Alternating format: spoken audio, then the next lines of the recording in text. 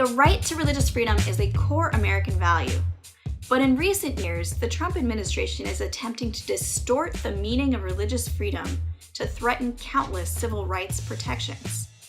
Through so-called religious exemptions regulations, the government is attempting to legalize discrimination based on religion, sex, sexual orientation, and gender identity. These discriminatory practices have flown under the radar for far too long.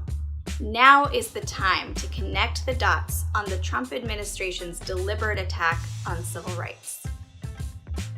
First, Trump's Department of Health and Human Services launched several attacks on women, LGBTQ people, and people of minority faiths by refusing healthcare services, discriminating in the adoption process, restricting access to contraceptives, and the list goes on. Second, the Department of Housing and Urban Development proposed changes to a rule that would deny transgender and gender nonconforming people access to safe shelter. Third, the Department of Labor is proposing to allow any organization to obtain federal contracts despite discriminating in employment if they claim a religious reason for doing so. Fourth, Trump's Department of Justice is in court attacking civil rights protections for LGBTQ people by arguing that businesses should be allowed to discriminate. Fifth, the State Department unveiled a new commission on unalienable rights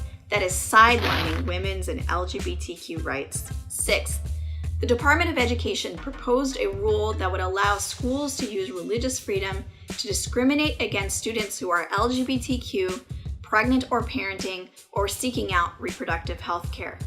And finally, 9 federal agencies proposed new rules to strip away protections for people accessing government-funded services at faith-based service providers.